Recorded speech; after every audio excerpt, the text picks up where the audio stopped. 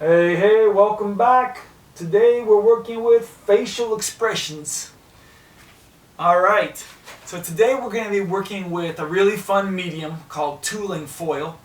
And I think for many of you it'll probably be a first time. It's a really fun one that can go, all the way down from, I would say, first graders can do this all the way up to 5th grade and beyond. So a fun new medium today. And let's talk a little bit about expressions. Remember that in art we said it communicates ideas. Art communicates ideas and it expresses emotions. And our faces, of course, are famous for expressing emotion. When you say something and somebody reacts, you read instantly kind of on their face. It's one of the challenges sometimes about doing a lesson or activity online. Is I just can't see those facial expressions to know how people are doing. But psychologists, of course, they study facial expressions. And oftentimes they have said that there's these 6 basic ones that they studied and they can easily name and people can easily recognize. And those expressions are happiness, surprise, anger, sadness, fear, and disgust. But we also know that there's more than that we can communicate. And some psychologists, I was reading a study just for this assignment where some psychologists were saying that we've studied, they can name 21 different ones. And partially they're talking about compound emotions. So in that case, it's like taking one of those or 2 of those 6 and putting them together. So for example, if you're surprised and you're happily surprised, there's emotion that we might be able to recognize on a face. Or if you're surprised, but you're angry surprised, we can maybe recognize and identify that kind of emotion. Of course, we said psychologists are interested in studying these faces and bringing them down really to a science. If we look at this picture where we've got all the ABC of all these expressions, and then going into the next sheet where we see the muscles that are activated and the movement in the face very, very much delineated in this chart. And it really brings it down, again, into a science, into quantifiable data that can be placed into a computer. And who knows, a robot or artificial intelligence can be able to tell maybe in the future what humans are expressing by their way their face is going and can respond. So kind of interesting that this information might be used like that in the future. Or maybe it's being used like that right now. I don't know. In addition to scientists and psychologists, we also see that artists are interested in the face because it can express emotion. Let's take a look at Mike Larimore. He's from the Denver area. And he's a photographer, does commercial photography and such, but this project called Face Boards is a project where he took 16 images of each of these individuals with these different facial expressions. And we can really see with these, sometimes the hands are involved, but mostly with the face, just the wide range of emotion that is expressed just in a set of 16. So in this case, photography engaged with emotions.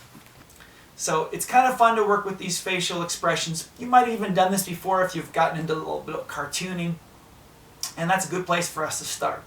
But with our tooling foil today, we're going to get into it in a moment, and I'm hoping that I'll have some guests with me to help me along through this.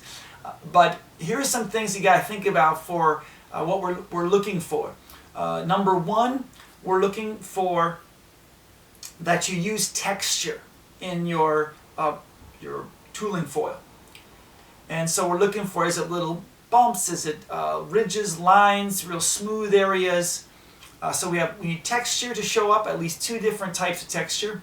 And we also need to work both convex, so pushing up out of this surface in a relief form, pushing up, and then concave, going from that same plane going down in. So we can bend metal, push it both ways.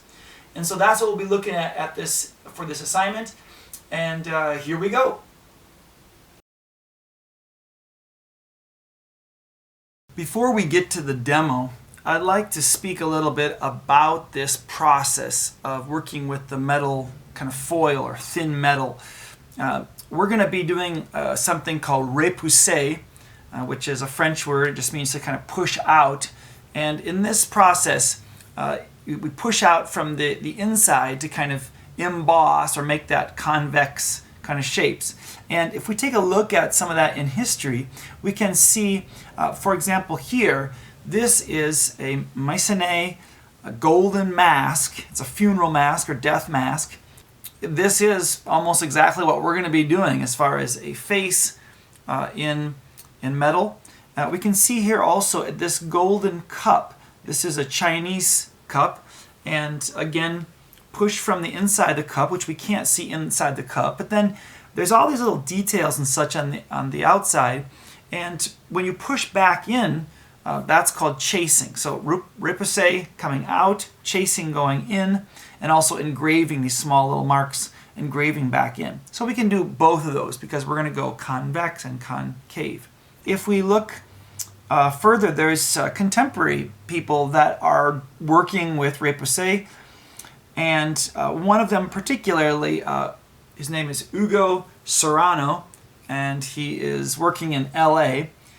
And he's made these pieces. Some of them look like they're, they could be really old because they're like armor.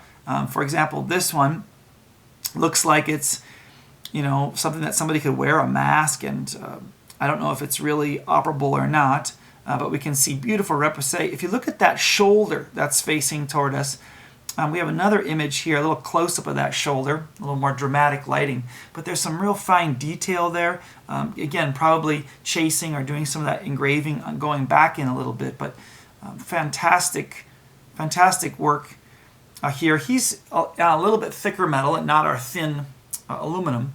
And probably using, I think he does this in brass, he does it in copper. I'm not sure what this metal is that he's working here. But there's another one here with also kind of Middle Ages kind of armament with the armor with the face mask, and beautifully again the repoussé on the chest there, decoration. Who knows if it's functional, but pretty cool. And then this one, which is I think in copper, and again quite remarkable.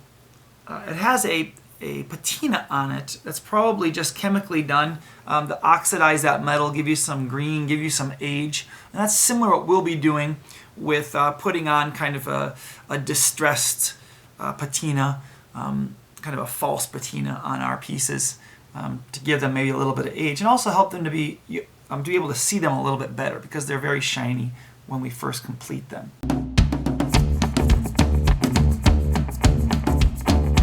Here we go.